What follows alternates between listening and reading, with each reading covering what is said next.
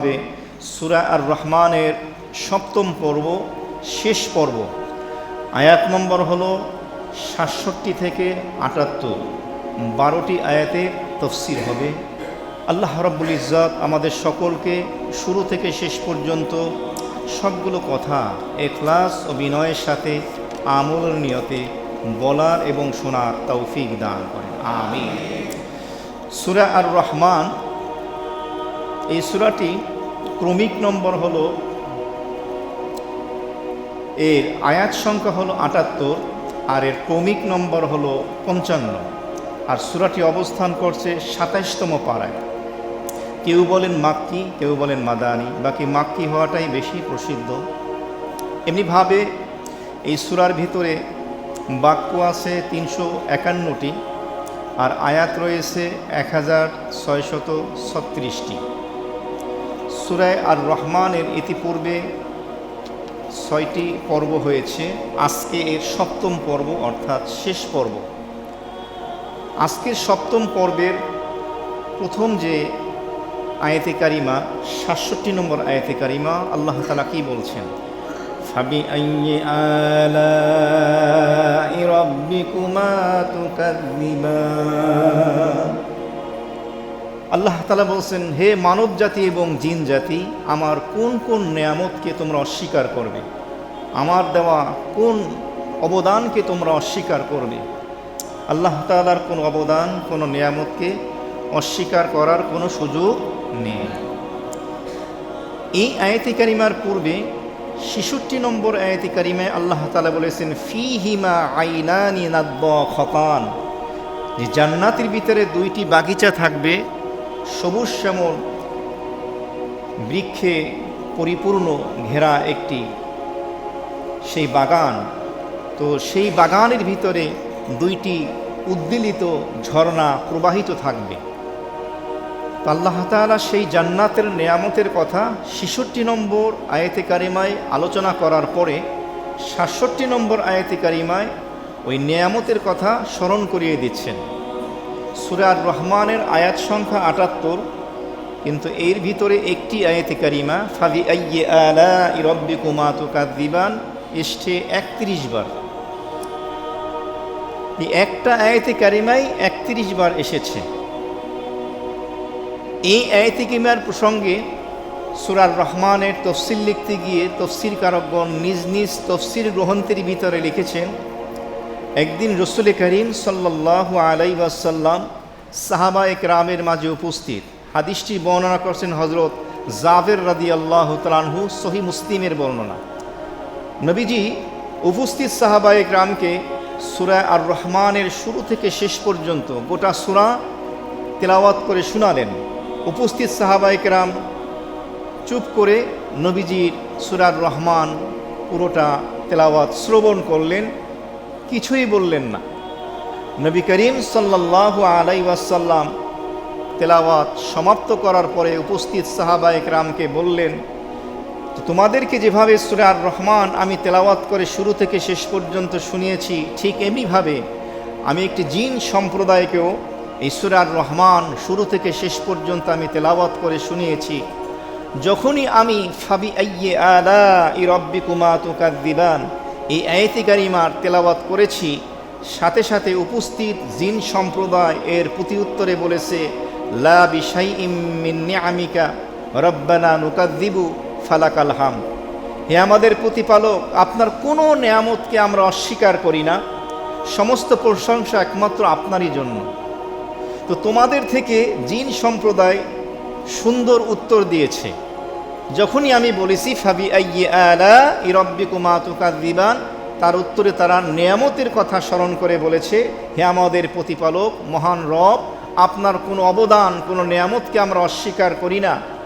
ফালাকাল হামদ, অতএব সমস্ত প্রশংসা একমাত্র আপনারই জন্য। এ প্রসঙ্গে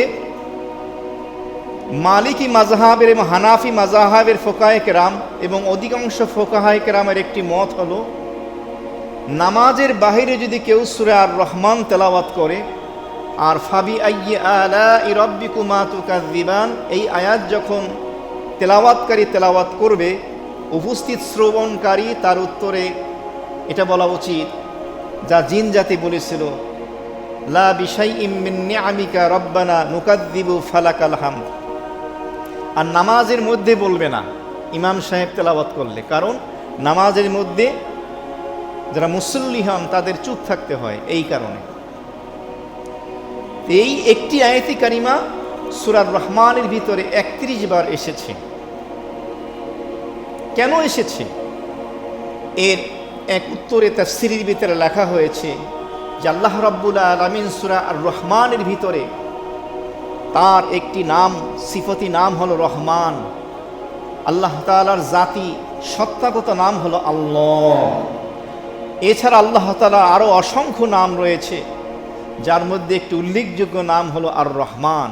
তার গুণবাচক নাম, অতিশয় দয়ালু মেহেরবান, যিনি গোটা সৃষ্টিজীবকে, সমস্ত মাখলুককে অসংখ্য অগণিত নেয়ামত রাজি দ্বারা ঢেকে রেখেছেন। বলুন সুবহানাল্লাহ। সূরা রহমানের ভিতরে আল্লাহ তাআলা এক এক আয়াতে কারিমার মধ্যে এক এক ধরনের নেয়ামতের আলোচনা করেছেন। সাথে সাথে বলেছেন ফাবি আইয়ি আলাই রাব্বিকুমা তুকাদ্দিবান, হে মানব জাতি, জিন জাতি, আমার কোন অবদান, কোন নেয়ামতকে তোমরা অস্বীকার করবে। অর্থাৎ নতুন নতুন নেয়ামতের আলোচনা রব্বুল আলামিন করেছে, আর সাথে সাথে বলেছেন আমার কোন নেয়ামতকে তুমি অস্বীকার করবে। দুনিয়াতে যদি আমার নেয়ামতের শুকরিয়া আদায় করো, শুকুর গুজার হও, শাকের হও, কৃতজ্ঞ বান্দা হও, আল্লাহ রাব্বুল আলামিন বলেন তাহলে যে জান্নাতের অসংখ্য নেয়ামত আমি রেখেছি, মৃত্যুর পর ওই নেয়ামতের মালিক আমি তোমাকে বানিয়ে দেব। সুবহানাল্লাহ। আল্লাহ তাআলা এই একটি আয়াতে কারিমা সূরা রহমানে ৩১ বার এনে বান্দাকে, মানব জাতি এবং জিন জাতিকে চিন্তা করতে বলেছেন, গবেষণা করতে বলেছেন, ভাবতে বলেছেন। এই আয়াতে কারিমার তাফসীর লিখতে গিয়ে হযরত মাওলানা ইদ্রিস কান্দলবী রাহমাতুল্লাহ আলাইহি তাফসীরে মারিফুল কোরআনের শেষ পৃষ্ঠার শেষের দিকে এনেছেন। শাহ অলিউল্লাহ মুহাদ্দিস দেহলভী রাহমাতুল্লাহ আলাইহি এই ফাবি আইয়ি আলাই রাব্বিকুমা তুকাদ্দিবান, যে একটি আয়াতে কারিমা সূরা রহমানে ৩১ বার আনা হলো, এমনিভাবে কোরআনে কারিমের বিভিন্ন জায়গায়, বিভিন্ন সূরায়, পাতায় পাতায় একই ঘটনা একাধিকবার আলোচনা করা হয়েছে। এর কারণ কি? এর চমৎকার একটি ব্যাখ্যা তিনি দিয়েছেন, খুব সংক্ষেপে বলছি। আর সেই ব্যাখ্যাটি হলো, তিনি বলেন কোরআনে কারিমের সম্বোধন, খেতাব যাদেরকে করা হয়, এরা হলো দুই শ্রেণীর মানুষ। এক শ্রেণীর মানুষ হলো যারা পূর্বে এই বিষয়টি জানতো না, তাদেরকে অবগত করানো হয়, জানানো হয়, এটা হলো এক শ্রেণী, খেয়াল করতে হবে। আর দ্বিতীয় আরেকটি শ্রেণী হলো যাদেরকে সম্বোধন করা হয়, যারা পূর্ব থাকতে জানেন, এরপরও তাদেরকে স্মরণ করিয়ে দেওয়া হয় ওই বিষয়ের গুরুত্বের কারণে, মহত্বের কারণে, এবং ওই বিষয়টা যেন শ্রোতার অন্তরে ভালো মতো বসে যায়, ওই বিষয়ের মূল বিষয়বস্তু যেন অন্তরে পাকাপোক্ত হয়ে যায়, যাতে করে সে সঠিকভাবে ওই বিষয়ের গুরুত্ব আরোপ করতে পারে এবং আল্লাহর নেয়ামতের সে শুকরিয়া আদায় করতে পারে। অনেক গুরুত্বপূর্ণ কথা আমরা একাধিকবার বলি, এটার গুরুত্ব থাকার কারণে।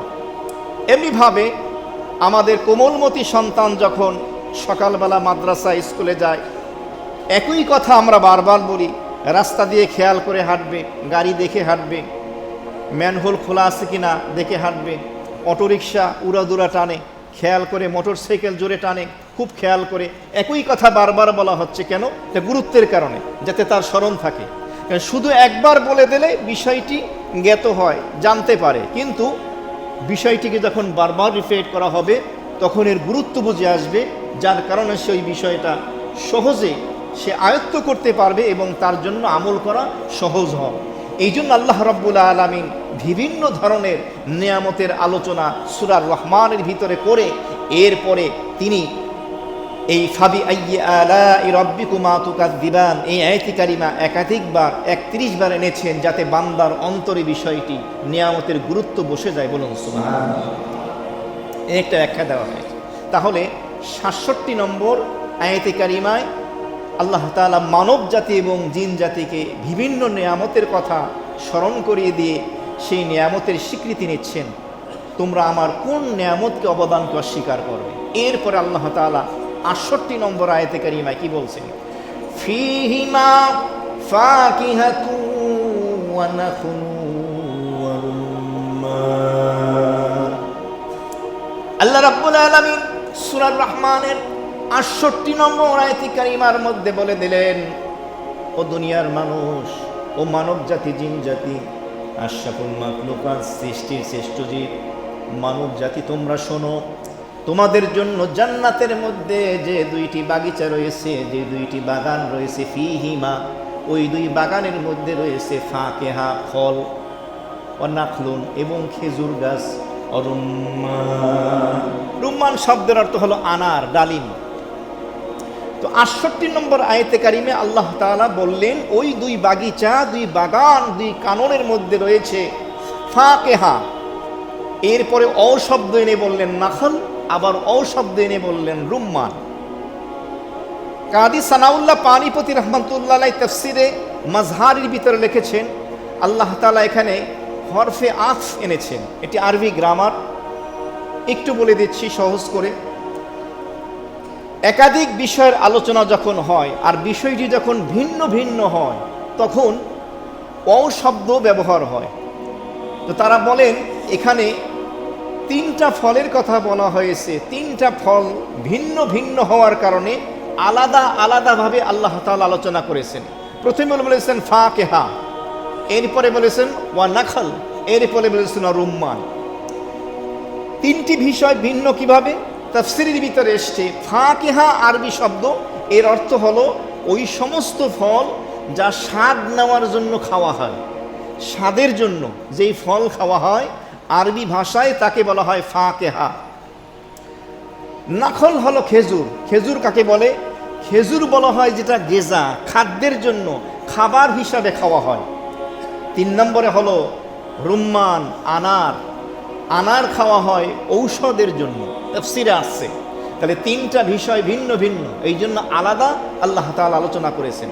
ইমামে আজম আবু হানিফা রহমাতুল্লাহ আলাইহি তিনি বলেন, কোনো ব্যক্তি যদি কসম করে, শপথ করে, আমি ফাকেহা খাবো না, ফাকেহা নামই ফল, আমি ফাকেহা খাবো না, এই কসম করছে, শপথ করছে, এরপরে সে যদি খেজুর খেয়ে ফেলে অথবা আঙুর যদি খেয়ে ফেলে, তার শপথ ভাঙবে না। কাদের দৃষ্টিকোণ থেকে? যারা বলে ফাকেহা ফল আলাদা, খেজুর আলাদা, আনার ডালিম আলাদা। আমার কথা বুঝতেছেন? এটা বুঝার বিষয় কিন্তু। অথচ ফাকেহা মানে ফল, খেজুর কি ফল না? আনার ডালিম কি ফল না?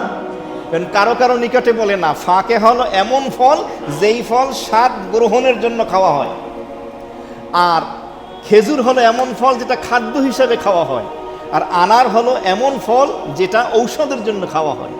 বাকি কারো কারো মতে না, ফাকেহা বলতে খেজুর, আনার, সমস্ত ফ্রুটস, যত ফল আছে সব এর অন্তর্ভুক্ত, সব ধরনের ফল এর ভিতরে চলে যায়। তবে হ্যাঁ, খেজুর এবং আনার এই সমস্ত ফলের ভিতরে বিশেষ ফল, আলাদা তার মর্যাদা, এই জন্য এটাকে আলাদা আলোচনা করা হয়েছে। যেমন আল্লামা ইবনে কাসির রাহমাতুল্লাহ আলাইহি তাফসীর ইবনে কাসিরের ভিতরে লিখেছেন, যেমন সমস্ত ফেরেশতাদের ভিতরে একজন ফেরেশতা হযরত জিবরাইল আলাইহিস সালাম, আর একজন হলেন হযরত মিকাইল আলাইহিস সালাতু ওয়াস সালাম। তো জিবরাইল এবং মিকাইল তারা বিশেষ ফেরেশতা, কিন্তু এই দুইজন ফেরেশতা তো সকল ফেরেশতারই অন্তর্ভুক্ত, তারাও তো ফেরেশতা। অর্থাৎ সমস্ত ফেরেশতা যেমন, জিবরাইল মিকাইলও তেমনই ফেরেশতা, তবে তারা বিশেষ ফেরেশতা। ঠিক এমনিভাবে খেজুর এবং আনার বিশেষ ধরনের ফল অন্যান্য ফলের মধ্য থেকে। এটাকে বলা হয়েছে যে আমের উপরে খাসকে আত্ম করা হয়েছে, অর্থাৎ ফাকেহা বলতে ব্যাপক ফলকে বোঝানো হয়েছে, আর খেজুর আর আনার ডালিম বলে বিশেষ খাস ফলকে বোঝানো হয়েছে। এটার মাধ্যমে এই ফলের মর্যাদা এবং শ্রেষ্ঠত্ব বৃদ্ধি পায়। তাফসীরের ভিতরে লেখা হয়েছে, এর দ্বারা প্রমাণ হয় খেজুর এবং আনার হলো জান্নাতি ফল। বলুন সুবহানাল্লাহ। কোরআনে কারীমের ভিতরে সূরা মারিয়ামের ভিতরে এসেছে, এবং কোরআনে কারীমের সূরা মারিয়ামের যে আলোচনা যেখানে হয়েছে, যখন তিনি গর্ভবতী হন, গর্ভবতী থাকা অবস্থায় তিনি এভাবে যখন একটি খেজুর গাছের নিচে আশ্রয় নিলেন, আল্লাহ তাআলা মারিয়ামকে ডেকে বললেন, মারিয়াম, খেজুর গাছের ডালাটা তোমার সন্নিকটে চলে আসছে, খেজুরের ডালা ধরে নাড়া দাও, পাকা পাকা খেজুর তোমার আঁচলের ভিতরে পড়বে, এই খেজুরগুলো তুমি খাও। বলুন সুবহানাল্লাহ। এই জন্য চিকিৎসা বিজ্ঞান বর্তমানে গবেষণা করে দেখেছে, যখন কোনো মা বোন প্রেগনেন্ট গর্ভবতী হয় তো খেজুর তার জন্য সব থেকে উপকারী ফল। খেজুর খাওয়াবেন। তো এ প্রসঙ্গে এসেছে যে এই যে জান্নাতের যে খেজুর বৃক্ষ গাছ হবে, এই গাছগুলো হবে, সেই গাছের ডালাগুলো হবে কি, শাখাগুলো হবে জমররত পাথরের। খেজুর গাছের পাতাগুলো হবে লাল বর্ণের। খেজুরগুলো হবে দুধের থেকেও ধবধবে সাদা, মধুর থেকেও মিষ্টি, মাখনের থেকেও নরম, এবং তার ভিতরে কোনো দানা থাকবে না। বলুন সুবহানাল্লাহ। এই ব্যাখ্যা দেওয়া হয়েছে। আরেকটি বর্ণনা আছে, এক একটা খেজুরের সাইজ হবে 12 হাত। বলুন সুবহানাল্লাহ। এমনিভাবে এক একটা আনার কেমন হবে, এমন আনার হবে, একটা আনারের কাছে অনেকগুলো মানুষ সমবেত হলে একটা আনার তারা খেয়ে যথেষ্ট হয়ে যাবে। সুবহানাল্লাহ। এমনিভাবে তাফসীরের ভিতরে এসেছে জান্নাতি বান্দা জান্নাতে যা কিছু মুখে বলতে হবে না, মনে মনে কল্পনা করবে, চাইবে, সাথে সাথে হাজির হয়ে যাবে। সুবহানাল্লাহ। শুধু তাই না, হাদিস শরীফের মধ্যে এসেছে আল্লাহর নবী বলেন, আমি জান্নাতের দিকে তাকিয়ে দেখলাম, জান্নাতের ভিতরে একটি উট, তার উপরে একটি হাওদা যে রাখা হয়, উটের উপরে হাওদা, একটা উট এবং হাওদা রাখার পরে যত বড় উটটা হয়ে যায়, জান্নাতের গাছের আনারগুলো আমি তত বড় দেখতে পেলাম। সুবহানাল্লাহ। এক একটা আনার কত বড় হয়ে যাবে। তো হাদিস শরীফের মধ্যে এসেছে ওমরে ফারুক রাদিয়াল্লাহু তাআলা আনহু বলেন, একদিন ইহুদি সম্প্রদায়ের কিছু লোক নবীজির দরবারে হাজির হলেন, হয়ে নবীজিকে বললেন, ইয়া রাসূলুল্লাহ, জান্নাতে কি কি ফ্রুটস ফল থাকবে? নবীজি বললেন, হ্যাঁ থাকবে। তারা আবার প্রশ্ন করলেন, দুনিয়াতে যেভাবে মানুষ ফল খায়, জান্নাতে কি জান্নাতীরা ফল খাবে? নবীজি বললেন, দুনিয়ার থেকেও বেশি খাবে। বলুন সুবহানাল্লাহ। তখন তারা বলল, তাহলে তাদের এই ফল খাওয়ার পরে পেশাব পায়খানা হবে না? নবীজি তার উত্তরে বললেন, না, তাদের গা থেকে একটু ঘাম বের হবে, একটু ঢেকুর দেবে, আর সেই ঢেকুরের সাথে মিষ্টি আম্বরের সুগন্ধি বের হয়ে আসবে। সুবহানাল্লাহ। আর ওই ঢেকুরের সাথে তাদের গায়ের ওই যে ঘাম এবং ঢেকুরের সাথে তাদের পেটের সমস্ত খাবার হজম হয়ে যাবে। সুবহানাল্লাহ। আবার ক্ষুধা লাগবে, আবার খাবে জান্নাতি বান্দারা। তো জান্নাতের এই নিয়ামতের কথাগুলো বলা হয়েছে। এমনিভাবে সহিহ মুসলিমের এক বর্ণনা হাদিস শরীফের মধ্যে এসেছে, আবু সাঈদ খুদরি রাদিয়াল্লাহু তাআলা আনহু এবং আবু হুরায়রা রাদিয়াল্লাহু তাআলা আনহু বর্ণনা করেন, জান্নাতে জান্নাতি বান্দারা যখন হাজির হয়ে যাবে, জান্নাতের নিয়ামত যখন উপভোগ করবে, আল্লাহ রাব্বুল আলামিনের পক্ষ থেকে একজন ঘোষণাকারী ফেরেশতা জান্নাতি বান্দাদেরকে সম্বোধন করে বলবে, ও জান্নাতি বান্দারা, তোমরা জান্নাতে সারা জীবন সুস্থ থাকবা, কোনোদিন অসুস্থ হবে না, আর অসুস্থ হবে না, সুস্থ আবাদুল আবাদ, যার শুরু আছে শেষ নাই। এরপরে বলবে, তোমরা জীবিত থাকবে, কোনোদিন মৃত্যু তোমাদেরকে স্পর্শ করবে না। ও জান্নাতীরা, তোমাদের মওত হবে না, মৃত্যু হবে না, তোমরা সারা জীবন জীবিত থাকবে। এরপরে ফেরেশতা বলবে, তোমরা কোনোদিন বৃদ্ধ হবে না, বুড়ো হয়ে যাবে না, সারা জীবন তোমাদের যৌবন টইটম্বুর থাকবে। তোমরা কোনোদিন অসুখী হবে না, কষ্ট পাবে না, সারা জীবন সুখী থাকবে। তখন এই জান্নাতি বান্দাদেরকে সম্বোধন করে ফেরেশতারা এই কথাগুলো বলবে। সুবহানাল্লাহ। জাবের রাদিয়াল্লাহু তাআলা আনহু থেকে এক হাদিস বর্ণিত, তিরমিজির বর্ণনা। হাদিসের মধ্যে এসেছে, নবী করিম সাল্লাল্লাহু আলাইহি ওয়াসাল্লাম ইরশাদ ফরমান, জান্নাতি বান্দারা জান্নাতের ভিতরে পানাহার করবে, খাবে, পান করবে।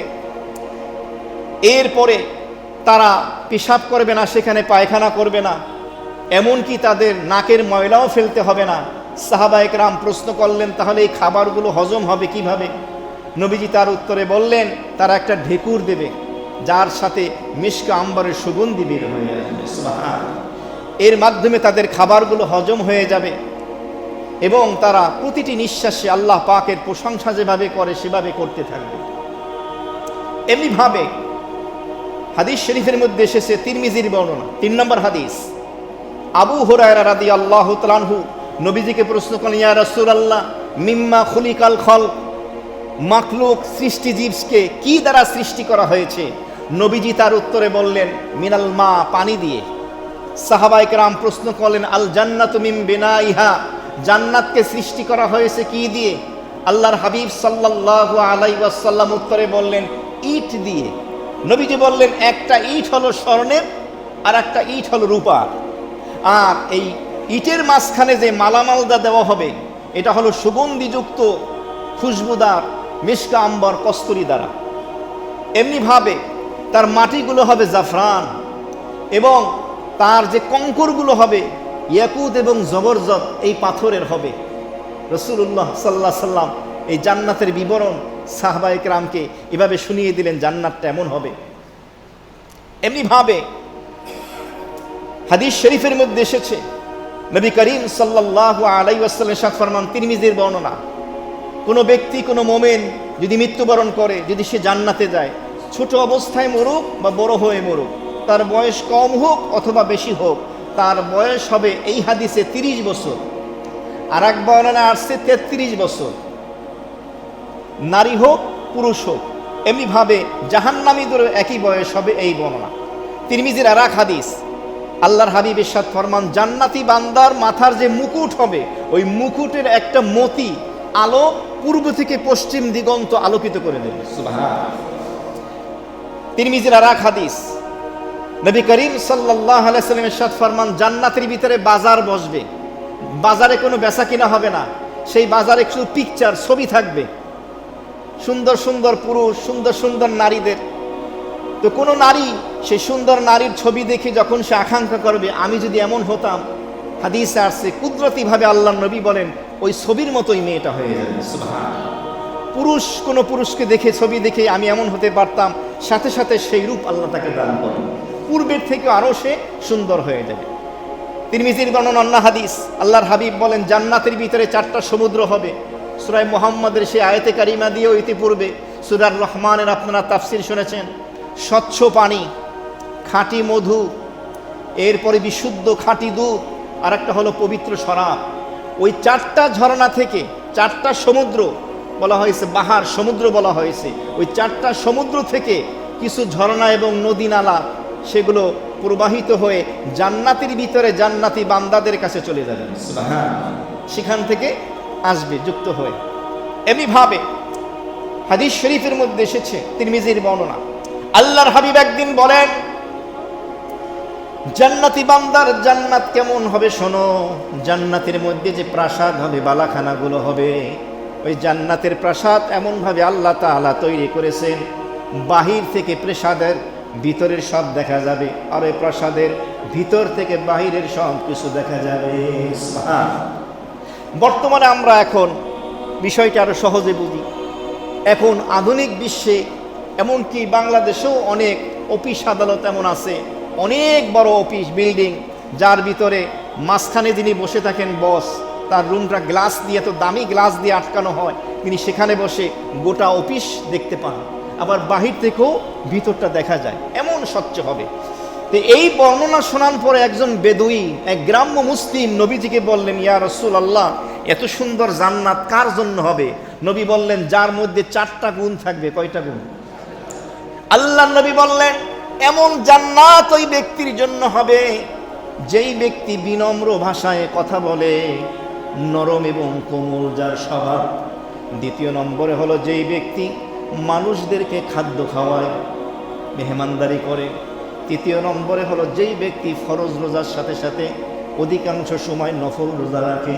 4 নম্বর নবীজি বললেন, রাতের বেলা যখন মানুষ ঘুমিয়ে যায়, ওই ব্যক্তি লাইলাতুল কিয়াম তাহাজ্জুদের নামাজে দাঁড়িয়ে যায়। সুবহানাল্লাহ। অন্য হাদিস, নবীজিকে প্রশ্ন করা হলো, হে আল্লাহর রাসূল, জান্নাতীরা কি ঘুমাবে না? আমরা বাঙালি তো আমাদের জীবনের 3 ভাগের 2 ভাগ অথবা অর্ধেক ঘুমাইয়াই কাটাই। তো নবীজিকে প্রশ্ন করা হলো, হে আল্লাহর রাসূল, জান্নাতীরা কি নিদ্রায় যাবে না, ঘুমাবে না? নবীজি বললেন, না, জান্নাতীরা ঘুমাবে না, কারণ ঘুম তো হলো মৃত্যুর ভাই। ঘুমকে মৃত্যুর ভয়, আর জান্নাতীরা মৃত্যুবরণ করবে না। এর ব্যাখ্যায় মুহাদ্দিসিনে কেরামগণ লিখেছেন, এর অর্থ হলো মানুষ ঘুমায় তার ক্লান্তি অবসাদ দূর করার জন্য, দুর্বলতা দূর করার জন্য। তো জান্নাতি বান্দা তো দুর্বলই হবে না, সুতরাং ঘুমের কোনো প্রয়োজন নাই, জান্নাতে কোনো ঘুম নাই। পেশাব পায়খানারও কোনো ব্যবস্থা নাই, ওখানে পেশাব পায়খানা থাকবে না, সব কিছুই থেকে মুক্ত। এমনিভাবে আর এক হাদিসের মধ্যে এসেছে, আল্লাহর হাবিব ইরশাদ ফরমান যে জান্নাতে যে প্রথম যেই দলটি যাবে, সেই দলটির জান্নাতি বান্দাদের চেহারা হবে পূর্ণিমার রাতের চাঁদের মতো উজ্জ্বল। দ্বিতীয় যেই দলটি যাবে তাদের চেহারা হবে আকাশের নক্ষত্রের মতো, তারকার মতো, এবং তাদের প্রত্যেকের সাথে দুইজন জীবন সঙ্গিনী হবে, এবং ওই জীবন সঙ্গিনী যারা আছে তাদেরকে এভাবে 70 জোড়া কাপড় পরানোর পরেও উপর থেকে তাদের পায়ের গোছার মজ্জা দেখা যাবে। বলুন সুবহানাল্লাহ। আর এক হাদিসের মধ্যে এসছে, নবীজি বলেন জান্নাতীদের যারা জান্নাতে যাবে তাদের দল হবে 120টা। কয়টা? ওই 120টা। সমস্ত নবী 1,24,000 পয়গম্বর আদম আলাইহিস সালাতু ওয়াস সালাম থেকে নিয়ে আমাদের নবী সর্বশ্রেষ্ঠ নবী রসুল জনাবে মুহাম্মদুর রাসূলুল্লাহ সাল্লাল্লাহু আলাইহি ওয়াসাল্লাম পর্যন্ত সকল নবী উম্মতের মধ্যে থেকে জান্নাতে যাবে তাদের দলের সংখ্যা হবে 120টা। আর 120টার মধ্যে থেকে 80টা দল হবে উম্মতে মুহাম্মদের। সুবহানাল্লাহ। বাকি থাকে কয়টা? ওই 40টা সকল নবী রসুলের উম্মতের। ভাগে কম পাইলাম না বেশি পাইলাম? আল্লাহ আমাদের কবুল করে বলে আমিন। নবীজি বলেন জান্নাতের বৃক্ষটা কেমন হবে? বলা হয় যে নবীজি বলেন হাদিসে জান্নাতের যে গাছগুলো হবে, বৃক্ষগুলো হবে, ওই বৃক্ষগুলো এবং তার ডালাগুলো স্বর্ণের হবে। বলুন সুবহানাল্লাহ। এর উত্তর আগেও আমি দিয়েছি যে স্বর্ণের গাছের ফল আমরা খাবো কিভাবে? তার উত্তরে কি বলেছিলাম? আমরা যে ফল খাই, যে গাছে হয় কাঠ, কাঠের সাথে আর ফলের সাথে কোনো সম্পর্ক আছে? যেই আল্লাহ ওই কাঠ থেকে, গাছ থেকে খাবার উপযুক্ত ফল বানান, ওই আল্লাহ স্বর্ণের বৃক্ষ গাছ থেকে খাওয়ার মতো ফল বানিয়ে নেন। এমনিভাবে আর এক হাদিস, কতগুলো হাদিস শুনেন। আল্লাহর হাবিব ইরশাদ ফরমান জান্নাতি বান্দারা যখন জান্নাতের নাজ ও নিয়ামত নিয়ে মত্ত থাকবে, জান্নাতের নিয়ামতগুলো যখন উপভোগ করতে থাকবে, হঠাৎ করে তাদের উপরে তাজাল্লি আসবে, একটা আলোক রশ্মি। জান্নাতি বান্দা আসমানের দিকে, উপরের দিকে তাকাবে, তাকিয়ে দেখবে আল্লাহ রাব্বুল আলামিন জান্নাতি বান্দাদের দিকে তাকিয়ে আছে, এবং আল্লাহ রাব্বুল আলামিন বলতেন আসসালামু আলাইকুম ইয়া আহলাল জান্নাত, ও জান্নাতবাসী তোমাদের উপরে শান্তি এবং রহমত বর্ষিত হোক। এই আলোচনা করার পরে নবীজি বলেন আল্লাহ তাআলা জান্নাতীদেরকে সম্বোধন করে যে সালাম দেবেন তার কথা কোরআনে আছে, সালামুন কাওলাম মির রাব্বির রহিম। আছে কি না? যে মহান আল্লাহ রাব্বুল আলামিনের পক্ষ থেকে সালাম আসবে জান্নাতীদের জন্য। আল্লাহ আমাদের তৌফিক দান করুন। এরপর আল্লাহ রাব্বুল আলামিন জান্নাতি বান্দাদের দিকে তাকিয়ে থাকবে, জান্নাতি বান্দাও আল্লাহর দিকে তাকিয়ে থাকবে, একে অপরের দিকে তাকিয়ে থাকবে। আল্লাহ তাআলার নূরের তাজাল্লি, আলোক রশ্মি জান্নাতীদের উপরে পড়তে থাকবে। জান্নাতীরা আল্লাহর দিকে যতক্ষণ তাকিয়ে থাকবে, জান্নাতের আর কোনো নিয়ামতের দিকে বান্দা তাকাবে না, হুঁশ থাকবে না আল্লাহকে দেখার পরে। এরপর আল্লাহ তাআলা তার নিজেকে যখন সরিয়ে নেবেন, সরিয়ে নেওয়ার পরও তার নূরের তাজাল্লি জান্নাতীদের উপরে বিদ্যমান থাকবে। বলুন সুবহানাল্লাহ। এমনি ভাবে আর এক হাদিসের মধ্যে এসেছে জান্নাতি বান্দার জান্নাতে যে গাছগুলো, বৃক্ষগুলো হবে, এর সাইজ কেমন হবে? একটা তেজস্বী অশ্বারোহী আরোহী যদি 100 বছর চায়, ওই জান্নাতের বৃক্ষের গাছের ছায়ায় দৌড়াতে পারবে। সুবহানাল্লাহ, কত বড় হবে! এরপরে আর এক হাদিসের মধ্যে এসেছে নবী করিম সাল্লাল্লাহু আলাইহি ওয়াসাল্লামের সাথ ফরমান জান্নাতি এবং জাহান্নামী বান্দার সামনে একটা শুভ্র সাদা বর্ণের একটা ভেড়া, মৃত্যু নামক একটি প্রাণী উপস্থিত করবেন। ওইটাই হলো মৃত্যু। জান্নাতি এবং জাহান্নামীদেরকে সম্বোধন করে বলবে যে এই হলো মৃত্যু, তোমাদের মাঝখানে আজকে মৃত্যুকে জবাই করে দিলাম, আর মৃত্যু নাই। আল্লাহর হাবিব বললেন কেউ যদি আনন্দে মারা যেত, জান্নাতীরা তখন এই আনন্দে মারা যেত। কেন? আর কোনোদিন কি হবে না? মৃত্যু হবে না, সারা জীবন জান্নাতে থাকবো। নবীজি বলেন কেউ যদি কষ্টে মারা যেত, এই অবস্থা দেখে জাহান্নামীরা মারা যাইত। কেন? কোনোদিন মৃত্যু নাই, সারা জীবন জাহান্নামের আযাব ভোগ করতে হবে। বলেন নাউযুবিল্লাহ। মৃত্যু মাধ্যমে দেখিয়ে দেবে পশুটাকে জবাই করে যে মৃত্যু হয়ে গেছে, আর তোমাদের মৃত্যু হবে না। মুহতারাম হাজিরিন, তো এই সূরা আর রহমানের ৬৮ নম্বর আয়াতে কারিমার ভিতরে আল্লাহ রাব্বুল আলামিন এই আলোচনাগুলো করলেন যে সেই জান্নাতের বাগানের ভিতরে কত নাজ ও নিয়ামতগুলো রয়েছে। কত ধরনের ফ্রুটস, ফল এবং সেখানে খেজুর, আনার ইত্যাদি রয়েছে। এরপরে 69 নম্বর আয়াতে কারিমায় আল্লাহ তাআলা বলেন, ফাবি আইয়ি আলাই রাব্বিকুমা তুকাযযিবান। হে জিন জাতি, মানব জাতি, আমার কোন কোন নিয়ামতকে তোমরা অস্বীকার করবে, আমার কোন অবদানকে তোমরা অস্বীকার করবে, দেখো আমি কত নিয়ামত তোমাদেরকে দান করেছি। এরপরে হলো 70 নম্বর আয়াতে কারিমা, ফীহিন্না খায়রাতুন হিসান। ওই জান্নাতের ভিতরে, জান্নাতের প্রাসাদের ভিতরে, বালাখানার ভিতরে জান্নাতি বান্দাদের জন্য থাকবে খায়রাতুন হিসান, সুশীলা, রূপসী, সুন্দরী, রমণী, হুর এখানে থাকবে। খায়রাতুন হিসান, আল্লাহ ইবনে কাসির রাহমাতুল্লাহ আলাইহি তাফসীর ইবনে কাসিরের ভিতরে লিখেছেন, খায়রাত শব্দের অর্থ হলো সতী সাধ্যী, আরেকটি অর্থ হলো রূপসী, সুন্দরী, একটা ব্যাখ্যা। এমনিভাবে আরেকটি অর্থ হলো সুশীলা। আর সেখানে লেখা রয়েছে খয়রাত শব্দকে ইয়ার উপরে যজম সাকিন না দিয়ে তাসদিদ দিয়েও পড়া যায়, খয়্যারাত এভাবেও পড়া যায়। এখানে আছে খয়রাত। হিসান, সুন্দরী, হিসান মানে হাসান থেকে সুন্দরী। এই আয়াতে কারিমার তাফসীর লিখতে গিয়ে এসেছে, উম্মে সালামা রাদিয়াল্লাহু তাআলা আনহা নবীজিকে প্রশ্ন করেছিলেন, এই যে ফীহিন্না খায়রাতুন হিসান, জান্নাতের ভিতরে সুশীলা, সুন্দরী, রমণী থাকবে, এর ব্যাখ্যা কি? আল্লাহর হাবিব তার উত্তরে এক হাদিসের মধ্যে বলেছেন যে তারা অহংকারী হবে না, এবং তারা কর্কশভাষী হবে না, এবং তারা কাউকে কষ্ট দিবে না। দুনিয়াতে আমরা দেখি অনেক নারী দেখতে এত সুন্দর, চেহারা এত সুন্দর, কিন্তু মুখের ভাষা জঘন্য, মানুষের সাথে কর্কশ ভাষায় কথা বলে। আবার দেখা যায় অনেকের চেহারা সুন্দর না, কিন্তু তার কথা এত মোলায়েম, নরম, মানুষের হৃদয় জয় করে নেয়। তো এখানে বলা হলো জান্নাতের ওই জীবন সঙ্গিনী হুর যারা হবে, জান্নাতি বান্দাদের সঙ্গিনী যারা হবে, তারা কর্কশভাষী হবে না, তারা কাউকে কষ্ট দিবে না, মিষ্টভাষী হবে, এবং তারা অহংকারী হবে না, তারা সম্ভ্রান্ত হবে। তো এই ব্যাখ্যা এখানে দেওয়া হয়েছে। এমনিভাবে ব্যাখ্যা দেওয়া হয়েছে, উম্মে সালামা রাদিয়াল্লাহু তাআলা আনহা বলেছেন যে তারা মর্যাদা সম্পন্ন হবে এই নারীজন। হাদিস শরীফের মধ্যে এসেছে, আল্লাহর হাবিব ইরশাদ ফরমান, জান্নাত এত বড় নিয়ামত, পৃথিবীর কোনো তীর এবং ধনুক বা কামান তার অর্ধেক অংশ যদি রাখা হয় জান্নাতের ভিতরে, ওইটুকু জায়গার দাম গোটা পৃথিবী এবং পৃথিবীর মধ্যে যা কিছু আছে তার থেকে উত্তম। বলুন সুবহানাল্লাহ।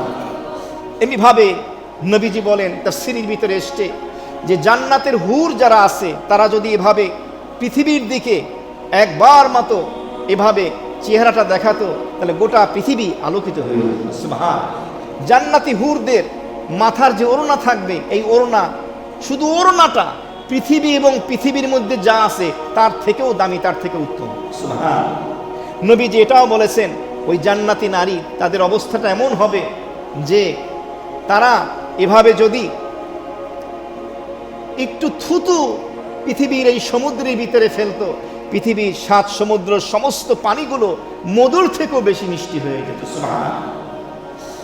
এমনিভাবে তাদের চেহারার আলোক রশ্মি জ্যোতি এমন হবে, পৃথিবীবাসীর নিকট সূর্য উদিত হওয়ার পরে যেমন আলোকিত হয়ে যায়, জান্নাতি একজন হুর যদি পৃথিবীতে এভাবে তার চেহারাটা দেখায়, একটা আঙুল যদি বাড়িয়ে দেয়, ওই গোটা পৃথিবী তার থেকেও বেশি আলোকিত হয়ে যায়। সুবহানাল্লাহ। এই ব্যাখ্যা দেওয়া হয়েছে। তো 69 নম্বর আয়াতে কারিমায় আল্লাহ তাআলা নিয়ামতের কথা বলার পরে 70 নম্বর আয়াতে কারিমা আল্লাহ তাআলা আবার সেই নিয়ামতের কথা স্মরণ করিয়ে দিলেন। আরেক নিয়ামত, ফীহিন্না খায়রাতুন হিসান, জান্নাতীদের জন্য, জান্নাতি বান্দাদের জন্য সেখানে এই নিয়ামতগুলো থাকবে। কি নিয়ামত থাকবে? সেই নিয়ামতের আলোচনায় বলা হয়েছে সুশীলা, সতীসাধ্যী, সুন্দরী, রূপসী, জীবন সঙ্গিনী হুরগুলো তারা পাবে। এক হাদিসের মধ্যে এসেছে, নবী করিম সাল্লাল্লাহু আলাইহি ওয়াসাল্লাম ইরশাদ ফরমান, সর্বনিম্ন যে স্তরের যে জান্নাতি, সব থেকে ছোট জান্নাত যে পাবে, আল্লাহ পাক তাকে 80 জন খাদেম চাকর তাকে দান করবে, আর ৭২ জন তার স্ত্রী জীবন সঙ্গিনী দান করবে, এবং তাদেরকে এমন একটা বালা, এমন একটা প্রাসাদ দান করবেন, যেই প্রাসাদের অবস্থাটা কেমন হবে। বলা হয় যে সিরিয়ার জিজিয়া নামক শহর থেকে নিয়ে এভাবে ইরাকের ইয়ামানের সানা নামক শহরের মাঝখানে যত দূরত্ব, এত বড় হবে তাদের সেই প্রাসাদ বালাখানা। কেউ বলছেন গম্বুজটার সাইজ হবে এত বড়। এবার আসি ৭১ নম্বর আয়াতে কারিমা, আল্লাহ তাআলা কি বলেন? ফাবিআইয়ি আলাই রাব্বিকুমা তুকাযযিবান। আল্লাহ তাআলা আবার সে আয়াতে কারিমা নাজিল করে দিয়ে বললেন, ও জিন জাতি, মানব জাতি, আমার কোন কোন নিয়ামতকে তোমরা অস্বীকার করবে? আমার এই নিয়ামতগুলো তোমরা ভোগ করছো, সুতরাং তোমরা চিরস্থায়ী জান্নাতের নিয়ামত যদি পেতে চাও তো চিন্তা করো এবং আমার এই নিয়ামতের শুকুর গুজার হও, তাহলে তোমাকে জান্নাতের মালিক বানিয়ে দেবেন রব। এরপরে আসি ৭২ নম্বর আয়াতে কারিমা, হুরুম মাকসুরাতুন ফিল কিয়াম। ৭২ নম্বর আয়াতে কারিমার ভিতরে আল্লাহ তাআলা বললেন সূরা রহমানে যে জান্নাতের ভিতরে এমন জীবন সঙ্গিনী হুর হবে যারা হবে মাকসুরাত। এর একটা অর্থ হলো যারা সংরক্ষিত থাকবে ফিল খিয়াম, তাঁবুর ভিতরে। ওই জান্নাতি হুরেরা, জীবন সঙ্গিনীরা তাঁবুর ভিতরে তারা অবস্থান করবে। মাকসুরাতের আরেকটা ব্যাখ্যা হলো ওই জান্নাতি জীবন সঙ্গিনী যারা হবে তাদের দৃষ্টি অবনত থাকবে, দৃষ্টি নিচের দিকে থাকবে। তারা তাদের জীবন সঙ্গী স্বামী ছাড়া আর কারো দিকে নজর উঠাবে না। ইতিপূর্বে প্রথম শ্রেণীর জান্নাতীদের জীবন সঙ্গিনী হুরদের সম্পর্কে বলা হয়েছে কাসিরাতুত তরফ। ওই সমস্ত জীবন সঙ্গী হুররা নিজেদের নজরটাকে তারা অবনত রাখে, নিজেরা রাখে। আর এই ৭২ নম্বর আয়াতে কারিমায় দ্বিতীয় শ্রেণীর জান্নাতীদের হুরদের ব্যাপারে বলা হয়েছে যাদের দৃষ্টি থেকে অবনত রাখা হবে। দুইটার মধ্যে পার্থক্য আছে। উভয় শ্রেণীর হুর জীবন সঙ্গিনী সুরক্ষিতা, কিন্তু প্রথম শ্রেণীর জান্নাতের জীবন সঙ্গিনী তারা নিজের স্বেচ্ছায় দৃষ্টিকে অবনত রাখবে। আর দ্বিতীয় শ্রেণী যাদের দৃষ্টিকে অবনত রাখা হবে, যার কারণে তারা রাখবে, নিজে নিজে কন্ট্রোল করবে না, রাখা হবে। এই একটা ব্যাখ্যা দেওয়া হয়েছে। তাফসীরের ভিতরে মুফাসসিরিনে কিরামগণ লিখেছেন ওই জান্নাতি হুর জীবন সঙ্গিনী যারা হবে তাদের দেহ মাটি দিয়ে তৈরি হবে না, তাদের দেহ তৈরি করা হবে জাফরান দিয়ে। বলুন সুবহানাল্লাহ। এখন তো দেখলাম এই 2 দিন আগেও সোশ্যাল মিডিয়ায় ভুট্টা আছে না, এই ভুট্টার আঁশ আছে না, ওই আঁশগুলো লাল করে জাফরান বানাইয়ে বিক্রি করে। বাঙালি কত দুষ্টের দুষ্ট, মানে 2 নম্বর বানাইতে ফার্স্ট, ভালো কিছু বানাইতে পারে না। আবার দেখতে পেলাম কি তেল আর কি কি কেমিক্যাল দিয়ে দুধ বানাইতেস, প্যাকেটজাত দুধ বানিয়ে বিক্রি করতেস। এগুলো খেলে তো মানুষের ভিতরের পার্টস ফোর্স যা আছে সব শেষ হয়ে যাবে। এই হচ্ছে বাঙালির চরিত্র। একটাবার চিন্তা করে না যে আল্লাহ তাআলার কাঠগড়া আমাকে দাঁড়াতে হবে। এই জাতি কোথায় যাবে আল্লাহই ভালো জানে। এমনিভাবে তাফসীরের ভিতরে এসেছে হাদিস শরীফে জান্নাতি হুর যারা হবে তাদেরকে আল্লাহ তাআলা তৈরি করবেন কস্তুরী, কাফুর এবং জাফরান দিয়ে। বলুন সুবহানাল্লাহ। হাদিসের ভিতরে তাদের গুণাগুণগুলো বলা হয়েছে। ইতিপূর্বে আমি যা বলেছি যে তাদের সৌন্দর্যের বিবরণ, একটা নখ যদি পৃথিবীর ভিতরে এভাবে তারা বের করে দেয় তাহলে পৃথিবীর চন্দ্র, সূর্য, গ্রহ, নক্ষত্র সমস্ত আলোগুলো ওই জান্নাতি হুরের আলোর কাছে মেলান হয়ে যাবে। সুবহানাল্লাহ। তাদের মুখের থুতু সমস্ত সমুদ্রের পানিগুলো মধুর থেকেও মিষ্টি হয়ে যাবে, যে আলোচনা আমরা শুনেছি। তো আল্লাহর হাবিব বলেন, তো এই জান্নাতি হুরগুলো যারা আছে তাদের জন্য মুক্তা এবং রৌপ্য দ্বারা নির্মিত তাঁবুর ভিতরে তারা অবস্থান করবে। আল্লামা ইবনে কাসির রাহমাতুল্লাহ আলাইহি তাফসীর ইবনে কাসিরের ভিতরে লিখেছেন, নবী করিম সাল্লাল্লাহু আলাইহি ওয়াসাল্লাম মেরাজের রাতে যখন গেলেন জান্নাত ভ্রমণ করতে, সেখানে গিয়ে তিনি দেখতে পেলেন মতি, জবররত, এমনিভাবে ইয়াকুত, বিভিন্ন দামি দামি পাথর দ্বারা একটা তাঁবু নির্মিত, তাঁবু। আর সেই জায়গাটা হলো বেদা নামক একটা জায়গা, সেখানে এই তাঁবু নির্মাণ করা। তাঁবুর ভিতর থেকে কিছু নারীর কণ্ঠ আসলো, আসসালামু আলাইকা ইয়া রাসূলুল্লাহ। নবীজিকে সালাম দিল। নবীজি দাঁড়িয়ে জিবরাইল আমিনকে বললেন, তাঁবুর ভিতরে কারা? তারা কি বলল?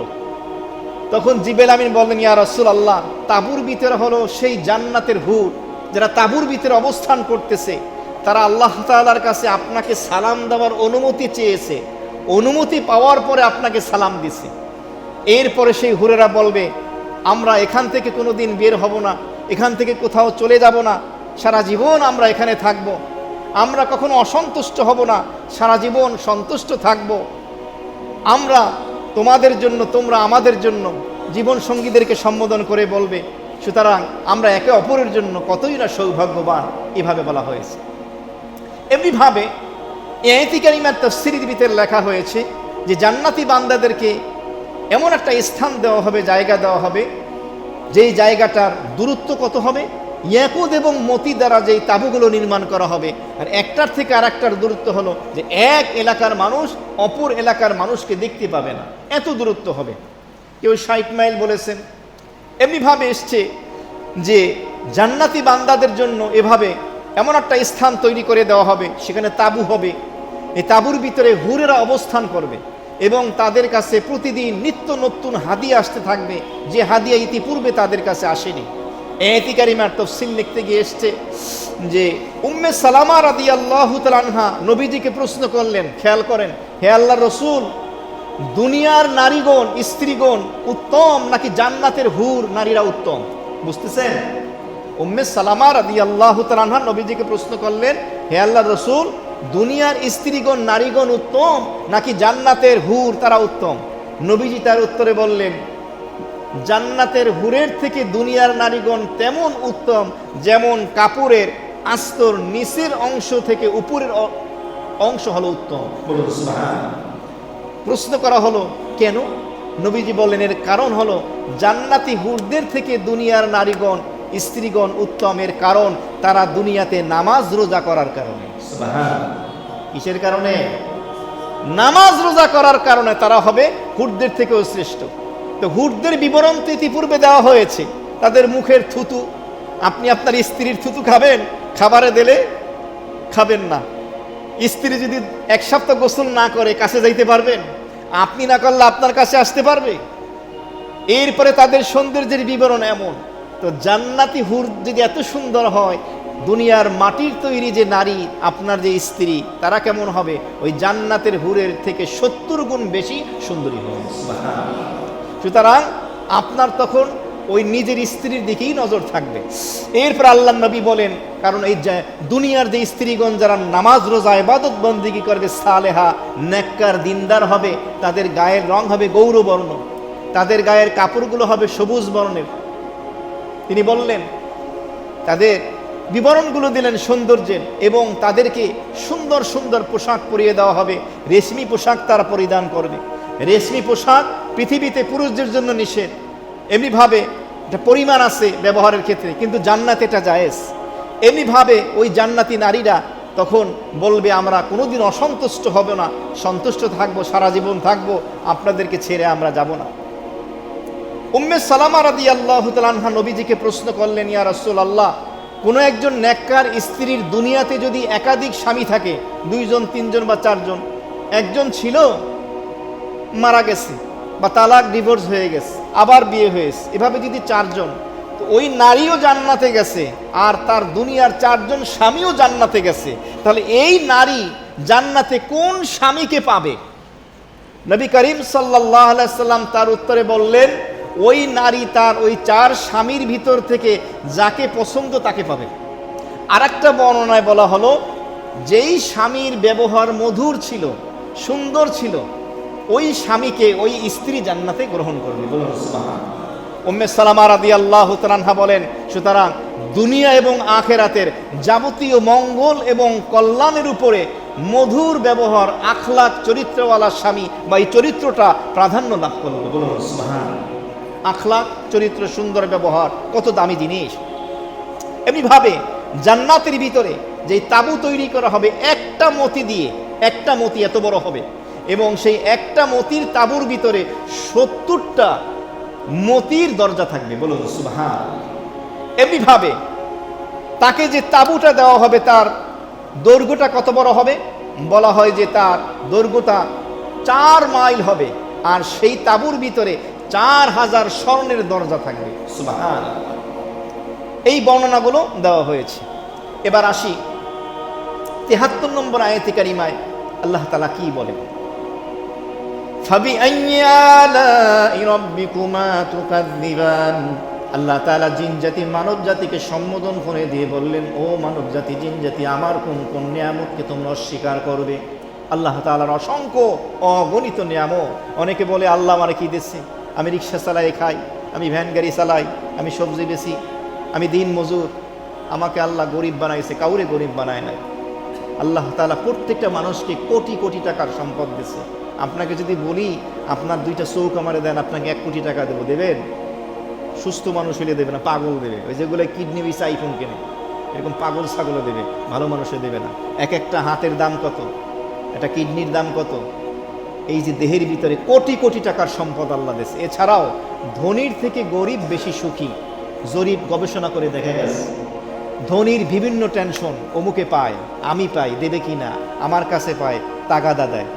ওই মাল কন্টেন্ট কি হয়েছে, আটকা পড়ে আছে, হ্যাঁ, সেখান থেকে ছাড়াইতে পারি কিনা বলতে পারি না। কত টাকার মাল আটকা পড়ে আছে, এভাবে কাস্টমসের ভিতরে কোন অফিসারে কত দেওয়া লাগবে, টেনশনে থাকে, ঘুমাইতে পারে না। খাবার খালি তাকাইয়ে তাকাইয়ে দেখে, খাইতে পারে না। আর গরিব যা পায় খাইয়া সেচ্ছে বেলায়। এরপরে ঘুম, বাস, একবার ঘুমাইতে দেরি, ট্রাকের আর কি আওয়াজ, তার থেকেও বেশি আওয়াজ মেরে ঘুমায়। এই শান্তি। গরিবের একটাই কষ্ট, আমার টাকা নাই, এছাড়া গরিবের আর কোনো কষ্ট নাই। সুতরাং আল্লাহ তাআলা সবাইকে নিয়ামত দিয়েছেন। আর মূল নিয়ামত উপভোগ করার জায়গা তো দুনিয়া না, আখেরাত। এই জন্য আল্লাহ আখেরাতের জন্য রেখে দিয়েছেন। তো নিয়ামতের কথা আল্লাহ স্মরণ করিয়ে দিলেন। এরপরে আল্লাহ রাব্বুল আলামিন 74 নম্বর আয়াতে কারিমায় বলতেছেন, লাম ইয়াতমিসহুন্না ইনসুন ক্বাবলাহুম ওয়ালা জান। জান্নাতের ভিতরে জান্নাতীদের জন্য এমন জীবন সঙ্গিনী হবে, এমন হুর হবে, লাম ইয়াতমিসহুন্না ইনসুন ক্বাবলাহুম, ইতিপূর্বে যাদেরকে কোনো পুরুষ স্পর্শ করে নাই, ওয়ালা জান, এবং কোনো জিনও স্পর্শ করে নাই। পুরুষদের মধ্যে থেকে পুরুষ, জিনদের মধ্যে থেকে পুরুষ জিন যেই সমস্ত নারীদেরকে স্পর্শ করে না, একটা হলো টাচ স্পর্শ করা, আর একটা হলো মিলন করে নাই, তারা হলো সতী সাধ্বী কুমারী। এক হাদিসের মধ্যে এসেছে, এক সাহাবী নবীজির দরবারে আসলেন, তার গায়ে কাপড়ে বিয়ের সময় আমরা যেমন কাঁচা হলুদ দেই না, গোসল করি না, একটা রং, জাফরানের রং দেখে নবীজি বুঝতে পারলেন মনে হয় বিবাহ করছে। নবীজি বললেন, কি খবর তোমার, দেহের কালার দেখে তো মনে হচ্ছে শাদী টাদি। সাহাবী ইয়া রাসূলুল্লাহ করেছে। আমরা হইলে বলতাম, এত মোহব্বত করেন, বিয়ে করলেন, খবর তো দিলেন না, দাওয়াত তো দিলেন না। নবীজি তা বলেন না। নবীজি বললেন, কি বিবাহ করছো, কুমারী না সাইয়েবা? অর্থাৎ যার আগে বিবাহ হয়নি এমন মেয়ে কুমারী, নাকি যার আগে স্বামী ছিল, মারা গেছে বা ডিভোর্স? তো ওই সাহাবী বললেন যে সাইয়েবা, বিধবা, স্বামী নাই। নবীজি তার উত্তরে বলেছিলেন, কুমারী কর্তা বাকেরা, তাহলে সেও আনন্দ পেত, তুমিও। তখন ওই সাহাবী কি বলে শোনেন। তখন ওই সাহাবী বললেন, ইয়া রাসূলুল্লাহ, আমার ভাই বোনগুলো ছোট ছোট, আমার বাবাও নাই, মা নাই। এখন আমি যদি এটা অল্প বয়সে মেয়েরে বিয়ে করি, তাই এই বউরে সামলাবো নাকি বাস আমার ভাই বোনদেরকে সামলাবো? এই জন্য একজন অভিজ্ঞতা সম্পন্ন বিধবা নারী বিয়ে করছি, যাতে করে আমার ছোট্ট ছোট্ট ভাই বোনগুলোকে দেখতে পারি। সুবহানাল্লাহ। আল্লাহ নবী খুশি হয়ে গেলেন। সাহাবীদের মেজাজ কোন দিকে বুঝতে হবে, আর আমাদের মেজাজ কোন দিকে সেটাও বুঝতে হবে। তো কুমারী তারা, যাদেরকে এর আগে কেউ স্পর্শ করেনি। এখানে ইতিপূর্বে প্রথম শ্রেণীর জান্নাতি যারা হবে, তাদের ক্ষেত্রে বলা হয়েছে যে তারা হলো কেমন, তাদের ক্ষেত্রে বলা হয়েছে তারা হলো প্রবাল এবং পদ্মরা, এদের সাথে তুলনা করা হয়েছে ওই সকল জান্নাতি। কিন্তু এখানে কিন্তু সেই তাদের সাথে তুলনা করা হয়নি দ্বিতীয় শ্রেণীর জান্নাতের ক্ষেত্রে। কুমার কুমারী আনমেরিড যদি হয়, অবিবাহিত হয়, তাহলে সেই ছেলের দাম বেশি, সেই মেয়েরও দাম বেশি। বিশেষ করে বাংলাদেশের প্রেক্ষাপটে তো অবশ্যই, বহির্বিশ্বে ইসলামী রাষ্ট্রে সেখানে এটাকে দোষণীয় কিছু মনে করা হয় না। একাধিকবার বিবাহ হলো, ডিভোর্সি তালাক হলেও, স্বামী মৃত্যুবরণ করলেও কিছু মনে করে না, বিধবা হলেও। কিন্তু আমাদের দেশের প্রেক্ষাপটটা এমন। তারপরও অবিবাহিত হলে সে ভালো একটি জায়গায় সম্বন্ধ করতে পারে। তো এখানে সে কথা বলা হলো, লাম ইয়াতমিসহুন্না ইনসুন ক্বাবলাহুম ওয়ালা জান, ইতিপূর্বে কোনো পুরুষ, কোনো জিন তাকে স্পর্শ করেনি, জাদুগ্রস্ত করেনি, তারা এমন সতী সাধ্বী হবে। এরপরে 75 নম্বর আয়াতে কারিমা আল্লাহ বলেন, ফাবি আইয়ি আলা রাব্বিকুমা তুকাযযিবান। ও মানব জাতি, জিন জাতি, আমার কোন কোন নিয়ামতকে তোমরা অস্বীকার করবে? তোমাদেরকে কত নিয়ামত আমি দুনিয়াতে দিয়ে রেখেছি, আর জান্নাতে তো অসংখ্য নিয়ামত রয়েছে।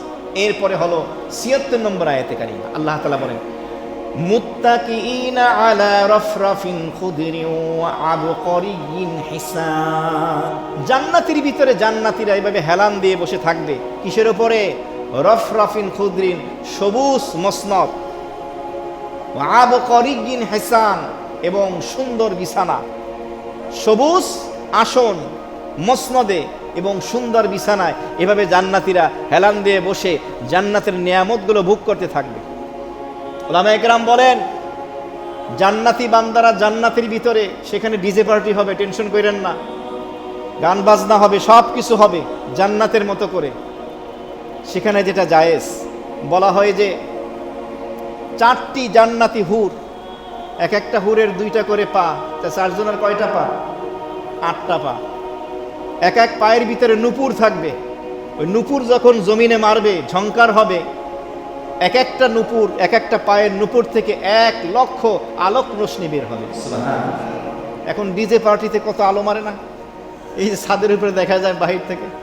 তো 4 জন হুর যখন নৃত্য করবে, গান গাবে, তখন ওই 8টা পায়ের 8 লক্ষ নূর বের হয়ে আসবে। এক বর্ণনা আসছে 70,000 বছর এই গান বাজনা নিয়ে জান্নাতি মশগুল থাকবে। এটা কে? যেই ব্যক্তি দুনিয়ার এই হারাম গান বাজনা, ডিজে পার্টি বলতে যা কিছু আছে, এগুলোকে যারা পরিহার করবে। বিভিন্ন জায়গায় কনসার্ট হয়, সেদিন দেখলাম, আফসোস লাগে আমার কাছে, মক্কায় জেদ্দাতে বাংলাদেশ থেকে অনেক গায়ক সেলিব্রিটি নিয়ে গেছে। এরপরে ফেসবুকে আসছে, সেখানে কনসার্ট হচ্ছে। নাউজুবিল্লাহ, আল্লাহ হেদায়েত নসিব করে, বলে আমিন। এই সমস্ত কনসার্ট, গান বাজনা যারা পরিহার করবে, আমার আল্লাহ জান্নাতে তাদের বৈধ হালাল কনসার্টের ব্যবস্থা করবে। ব্যাখ্যা দেওয়া হয়েছে। এবার আসি মুত্তাকিইনা, ইত্তেকাউ থেকে আসে, হেলান দিয়ে বসা। জান্নাতীরা হেলান দিয়ে বসবে। অনেক সময় আমরা বসে থাকি, এরপর একটু বেশি আরামের লেগে আর একটু হেলান দেই, মজা লাগে। আবার চেয়ারের মধ্যে বিভিন্ন ধরন আছে, হেলান দিয়ে থাকলে। অনেকে আছে খুব শিল্পপতি, এরকম দামি একটা চেয়ার নাই, 1 কাপ কফি নিয়ে এভাবে ঝুলতে থাকে। তো জান্নাতের ভিতরে এভাবে জুস খাবে আর এভাবে ঝুলতে থাকবে। এখন আসি, 2টা শব্দ ব্যবহার করলো, রফরফ, খুদুর, সবুজ মসনাদ। এর অর্থ কি? আর একটা হলো আবকারিয়্যিন হিসান, সবুজ সুন্দর গালিচা। তো এর একটা অর্থ হলো কুশন, আর কেউ কেউ বলেছেন এর একটা অর্থ হলো এভাবে বালিশ, কেউ কেউ বলেছেন সুন্দর নরম কমল বিছানা। এটার ব্যাখ্যা দিয়েছেন। কেউ কেউ বলেছেন এমন কাপড়, যেই কাপড় দিয়ে আরামের জন্য বালিশ এবং কুশনের কভার তৈরি করা হয়, অথবা সরাসরি কুশন। বিভিন্ন ব্যাখ্যা দিয়েছেন। কেউ বলেছেন বিছানার চাদর, কেউ বলেছেন বিছানা, কেউ বলেছেন বালিশ, কেউ বলেছেন বাগান। আর পরের যে শব্দটা আসছে আবকারিয়্যিন হিসান, সুন্দর গালিচা, এর ব্যাখ্যায় হাসান বসরি রহমতুল্লাহ আলাইকে জিজ্ঞেস করা হয়েছিল। তিনি বলেছিলেন এর অর্থ হলো জান্নাতের বিছানা, তোমরা সেই বিছানাকে তালাশ করো নেক আমলের মাধ্যমে। আল্লাহ তৌফিক দান করে, আমিন। কেউ বলেছেন এমন কারুকার্য খচিত কাপড়, যার নাম হলো আবকারিয়্যি, এবং সেখানে 3টা রংটা পাওয়া যাবে, লাল, সবুজ আর হলুদ। কেউ কেউ বলেছেন আবকারি একটা শহরের নাম, যেই শহরে একসময় জিনরা বসবাস করত। ওই শহরের মানুষের হাতের কারুকার্যের খুব দাম ছিল। পরবর্তীতে ওই নামে প্রসিদ্ধ হয়ে গেছে, যে কোনো সুন্দর কারুকার্য খচিত কাপড়কে, কুশনকে আবকারি বলা হতো। কেউ কেউ বলেন যে আবকারি শব্দের অর্থ হলো নেতা, সর্দার, নেতৃত্ব। কেউ বলেন বুজুর্গ, সম্মান এবং মর্যাদার দিক থেকে যে বেশি, তাকে আবকারি বলা হয়, বা নকশা খচিত কোনো জিনিস। মোট কথা, জান্নাতের ভিতরে জান্নাতি বান্দা এই নকশা খচিত, কারুকার্য খচিত, এভাবে সবুজ বর্ণের এভাবে মসনাদ এবং সুন্দর মসনাদের উপরে, গালিচার উপরে হেলান দিয়ে তারা জান্নাতের নিয়ামত উপভোগ করবে। এরপরে আসি ৭৭ নম্বর আয়াতে কারিমা। 2টা আয়াত আছে। আল্লাহ তাআলা বলেন ফাবিআইয়ি আলাই রাব্বিকুমা তুকাযযিবান, আমার কোন কোন নিয়ামতকে তোমরা অস্বীকার করো। হাদিস শরীফের মধ্যে এসেছে, জান্নাতি বান্দারা যখন জান্নাতে যাবে, মহান আল্লাহ রাব্বুল আলামিন জান্নাতীদেরকে সম্বোধন করবে, ও জান্নাতীরা তোমরা আরো কিছু অতিরিক্ত চাও। তো জান্নাতীরা চাইবে, চাইতে চাইতে আর কি চাইবে, বলবে আল্লাহ আপনি আমাদের চেহারাকে সুন্দর করে দিয়েছেন, জাহান্নাম থেকে নাজাত দিয়েছেন, জান্নাতে আসার তৌফিক দিয়েছেন, যা চেয়েছে তাই দিয়েছেন, আরো দিয়েছেন, আর কি চাবো, আরো চা, আর তো চাওয়ার কিছু পাচ্ছি না।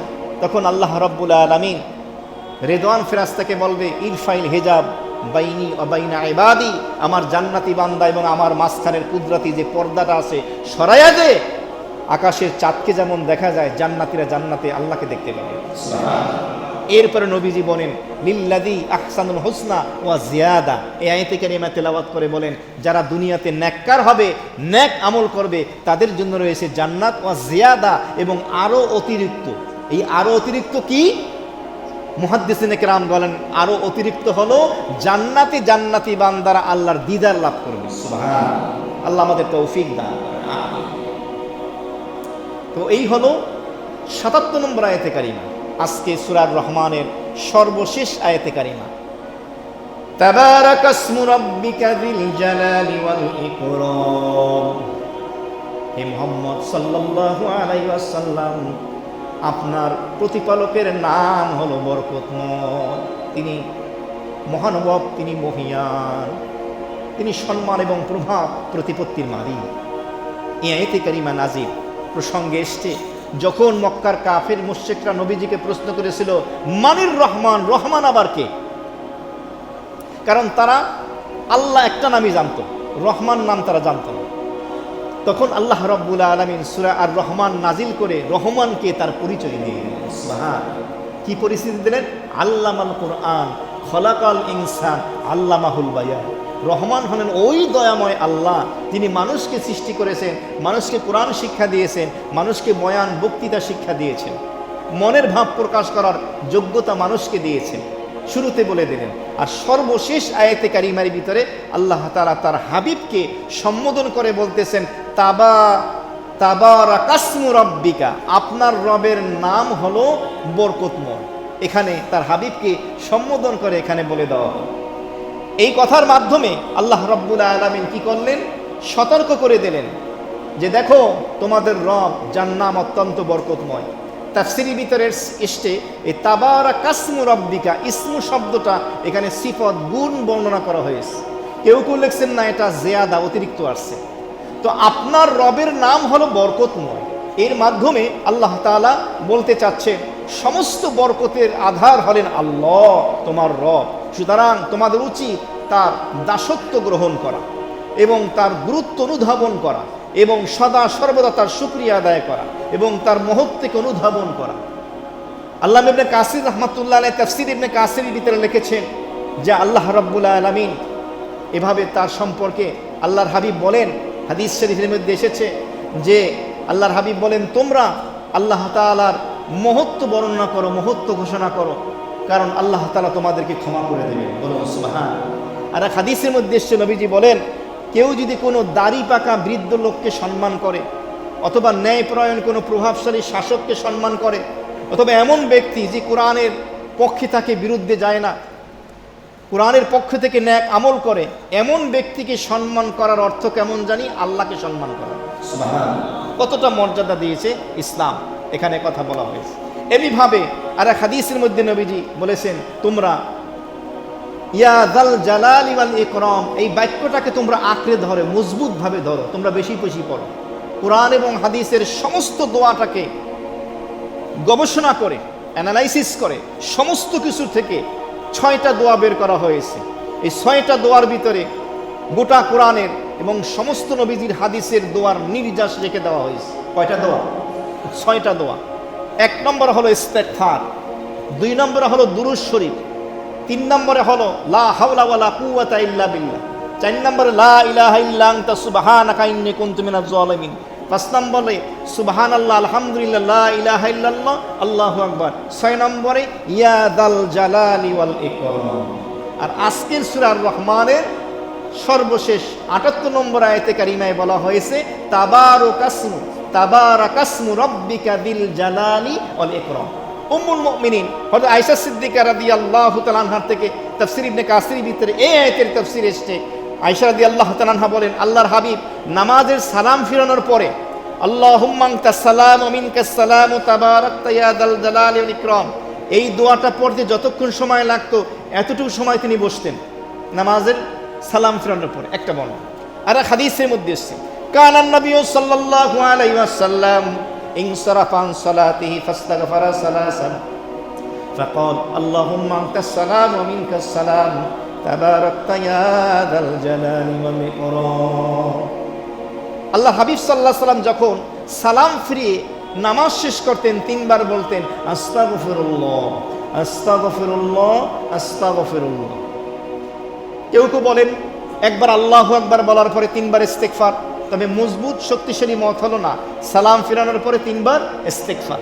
প্রশ্ন আসে, গুনাহ করার পরে ইস্তেগফার পড়তে হয়, ক্ষমা চাইতে হয়, নামাজ তো হলো ইমানের পরে সর্বশ্রেষ্ঠ ইবাদত, এখানে ইস্তেগফার কেন নবীজি বললেন সালাম ফিরানোর পরে? এখানে তো আল্লাহর প্রশংসা করার কথা। মুহাদ্দিসিনে কেরামগণ চমৎকার ব্যাখ্যা দিয়েছেন যে নবীজি নামাজের মতো সর্বশ্রেষ্ঠ ইবাদত আদায়ের পরে সালাম ফিরিয়ে তিনবার ইস্তেগফার পড়েছেন। এই জন্য বলতে চাচ্ছেন, আল্লাহ আপনার যে শান এবং মান মর্যাদা মোতাবেক যেভাবে সালাত আদায় করার প্রয়োজন উচিত ছিল, আমাদের শত চেষ্টার পরও আমাদের হয়তো ভুল ত্রুটি হয়ে গেছে, আপনার শান মোতাবেক আমরা আদায় করতে সক্ষম হইনি, এই জন্য আপনার কাছে আমরা ইস্তেগফার করে ক্ষমা চাচ্ছি। তিনবার ইস্তেগফার করার কারণে আল্লাহ তাআলা বান্দাকে পরিপূর্ণ নামাজের সওয়াব দান করবেন। এই জন্য যখনই সালাম ফিরিয়ে নামাজ শেষ করবেন তিনবার বলবেন আস্তাগফিরুল্লাহ আস্তাগফিরুল্লাহ আস্তাগফিরুল্লাহ। এরপর আল্লাহুম্মা আনতাস সালাম ওয়া মিনকাস সালাম তাবারাকতা ইয়া যাল জালালি ওয়াল ইকরাম।